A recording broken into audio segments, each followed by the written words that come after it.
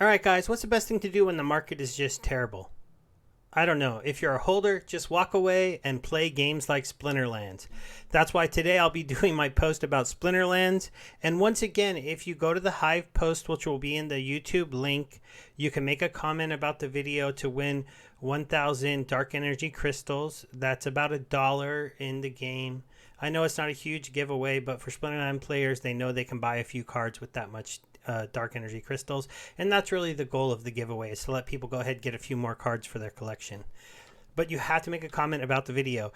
I'm about to do the spin from the last post, and I had to limit a few people because they just said, like, I want to win or thank you because one of them had one. You got to watch the video. You got to tell me something that I talked about or some kind of comment about something on it. And if you don't, then I know you didn't even watch the beginning. So let's go ahead and get into a quick little glance at the post. So this was the post right here I did. It was more about my season rewards. And if you want to check that out, it was my last Splinterlands post on YouTube. It kind of broke down the rewards, showed you some of the value that I got. And the good thing about a game like Splinterlands and any NFT game is if you're blogging about it, you're earning it here on Hive. But if you're also buying these cards, they're kind of a hedge against the market going down. I did that recently with some profits I was making from some stuff on Wax. I went ahead and bought packs and cards, and I'm sure glad I did that because the cards have held up in value much better than crypto over the last few days. And it's another way to take profit sometimes, is to go ahead and take some of those profits and look into putting them into NFTs that you know hold value over time. They have to be NFTs that hold value over time, and Splinterlands cards have proven to do that. If you look back at the alpha set, you look back at the beta set, and now with Untamed set getting closer to selling out and going into the Chaos Legion set, Untamed cards values are starting to rise. Also, with just more player base, these cards are much more rare than people think they are because of how many you have to combine to get them to max levels. So I'm glad I've been doing that, but let's go ahead and go to the wheel. We'll do our spin, and then we'll send out some dark energy crystals to one of these players right here. These are the people who made comments that I thought qualified. Let's go ahead and see who won. Oh, is Almighty gonna hold on? Just barely. Sorry, GCC. So we'll go ahead and grab Almighty Melon's name right here.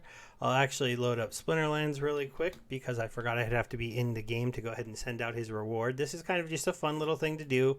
I do it with some of my dark energy crystals that I earn from playing the game, and you know, the team out there sometimes helps me out with little gifts and things. No direct sponsorship from them yet, but maybe someday, who knows. So we'll go ahead and transfer this out. And then we'll get into talking about some of the stuff we're going to cover this week when it comes to Splinterlands. And the first thing we're going to talk about, just in case you didn't see it, is a few updates to the game. They're very simple. I'll go back here and just so you know, that did go out. See? There it is. But we'll close that out because we're not going to be playing today. Oops, that was a little sneak peek there. But they're having some changes to the game. So right now, at the end, if you play the game at the end of each season, if you make it to the top of one of the leaderboards of any one of the leagues, you have a chance to win packs. With packs nearing their sellout, are getting a lot closer. Not really that much closer, but they're going to switch it over to giving you dark energy crystals. It's enough dark energy crystals for you to go buy a pack, but it will also allow them to not have to worry about changing the leaderboard going forward. Now, this does mean that we could have some people who are going to be getting more dark energy crystals instead of packs, and so they'll be looking to go to the marketplace to buy cards or possibly sell those dark energy crystals. So it's just something to be aware of. Now, that was the first thing they talk about right here, and I'll have a link to this post in case you want to check it out. They're also retiring the mystery potion. The mystery potion is a potion I never had really good success with, so I kind of started to ignore it. I don't know if some of you have done better with it, but it's basically you get one mystery thing every day, and I just got a common card all the time, and I bought probably 100 mystery potions, so it didn't work out for me. But you could also get the rarest cards in the game. Some people got those, and congratulations to them. So this is going to go away. I'm not going to miss it because it didn't work out well for me. But if you were somebody who was a fan, it does end on May 31st. So this is the last week you can take part in it. There are still a few land plot claims that are going out in it. So it might be worth a flyer this last week just for fun. Maybe I'll even buy one to see what happens. But it's going to be ending here pretty soon. So no more of that feature. I kind of forgot that you get a free card when you refer a player. So if you use my referral link and you sign up, we each get one free card, but they're going to be ending that. I had been getting these random little common cards sent to me from SL giveaways, and I didn't know why I was. So it's kind of funny. I didn't even know I was getting those because of that. But again, I do have that option that if you sign up with my promotion link and you let me know, I usually send you a little bit of dark energy crystals. The amounts vary whether or not I have a lot or a little, because how much I earn in the game varies. So obviously what I can give you when you sign up varies as well. They're also removing the function where you can convert an alpha to a beta, and that was something they put out in the game to kind of let us go ahead, if you only had a few alpha cards, make them beta cards when the beta card set came out. That was when the prices were closer to being the same. Alpha cards are worth so much money now, and it's hinted that they'll be so much more powerful in staking when you're on land that nobody is going to want to convert an alpha to a beta anymore. So I'm pretty sure they're getting rid of this because, like they say in the post, the only person who ever does that anymore is somebody who clicks that button on mistake, doesn't realize what they're doing, and then are very upset afterwards. These are just some small little updates, so we went over them relatively quickly. The other thing we're going to talk about is I did a quick little poll on my community the other day to see if any of you, I didn't do my normal live stream on the weekend because I was going to check out Dygycon, and so I did a little poll here to see if anybody knew what Dygycon was. And there was a lot of what is Dygycon. There was one person going, one person not going. I didn't get a lot of votes, so if you watch my videos, maybe check out my community tab every once in a while. I'm trying to use it to be a little more engaged with you on YouTube, but I also have a Telegram that you can join, and nobody really talks to me in there, so hopefully some of the 10 people in there start talking a little bit. But we'll go ahead and get into what Dygycon is. So that would be this post. So Dygycon is an event that they held, I think it's about every quarter, by the Splinterlands team in the Gamer Jibe world. If you don't know much about the Gamer Jibe world, it's basically like a little place where you walk around with these little avatars. You can roast marshmallows, you can go fishing, you can attend they can set up booths inside the game that you can walk up to, and the booth can play videos or have slideshows built into them. And you can also have little glowing orbs that take people to your Discord, your website, your app, whatever you need. They'll put as many as you want on there. You throw up your advertisements on the wall, and it's kind of being at a convention but virtually. So that's the basic idea of this. But these ones are run by Splinterlands, and they go ahead and put it together. They rent out the space from Gamer Jibe because you do have to pay them to get this going, and then they go ahead and sell booth space to anybody who's interested in setting one of these booths up. They also always give away stuff. So if you're a Splinterlands player, you should try to come to these, even if you can only come for a few hours and sign up for the swag bag, because basically this link to this giveaway is only open during the time of the event, so it's the only time people can sign up.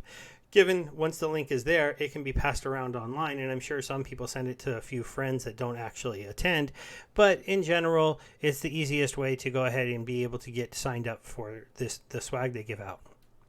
They did this one on Bitcoin Pizza Day, and I'll have a little fun thing I'm going to show you at the end here that a lot of people don't realize. But the fun thing about Dygycon is that when you go there, you can get into these booths with creators of a lot of different projects, and you can pick their mind and talk to them, and they'll just be hanging out and talking. You can also have special presentations done by like the Gala Games team, what was the name of that other project? I'm sorry, I forgot right now. But they're the one that are in the real world. They're going to be basically being like an AR simulation. And I should really know the name of their project, but I just haven't got that into it yet. I think it's one of my next ones I'll be checking out. I'll remember what it is later, and I'll be kicking myself for forgetting for the video. But I want to go ahead and get into a couple of the projects that I saw that I thought were kind of interesting and share them with you.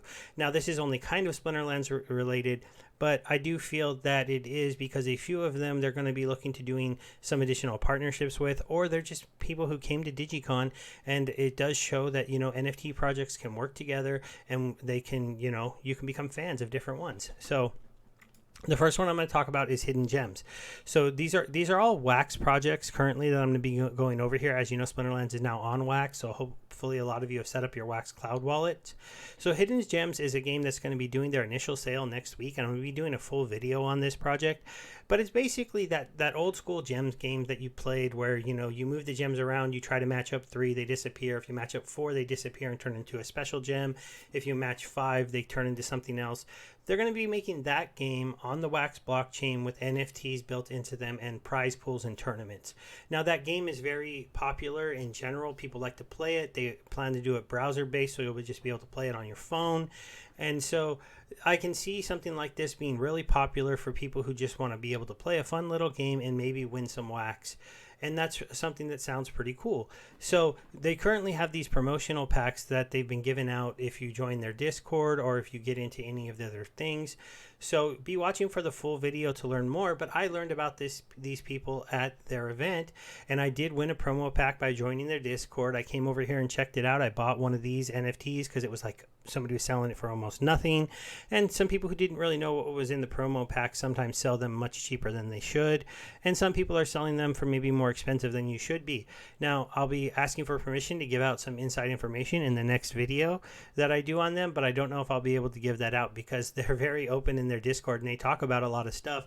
But I want to make sure the team is, aware of what's going on and is okay with me saying things here on YouTube. Now, the next project I'm going to show you that's over here on the Wax blockchain is the blockchain cards, which is an account that makes these little cards, and he always does these special things with them where you can burn them to do certain things.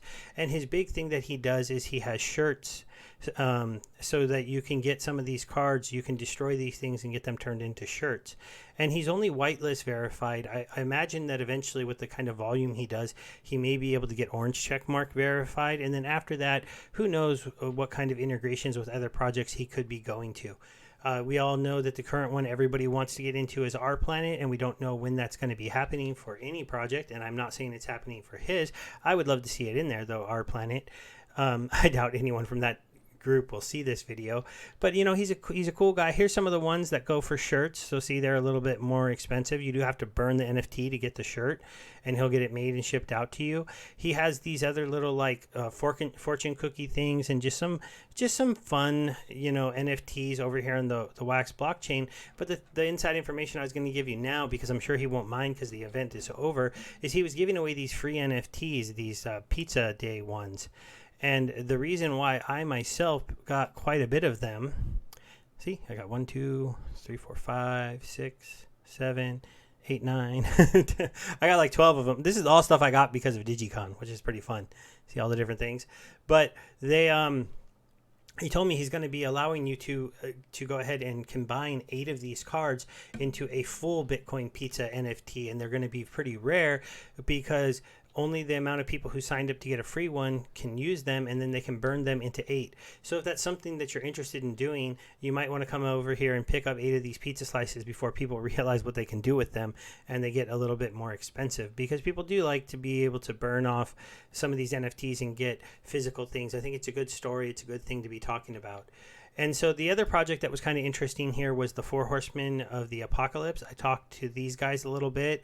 I went ahead and checked out their booth. They have these really cool NFTs coming out here pretty soon. These are, man, I would love to get one of these ultra rare cards. That would be super cool. Look how cool they are. So they are already connected into the Our Planet system, so they already have that staking ability, and so these should be in pretty high demand when they come out.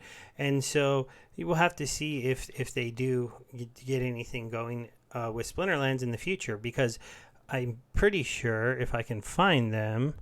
Yeah, so here was the first set of Splinterlands promotional cards that the Horse did. This was from the first Dygycon.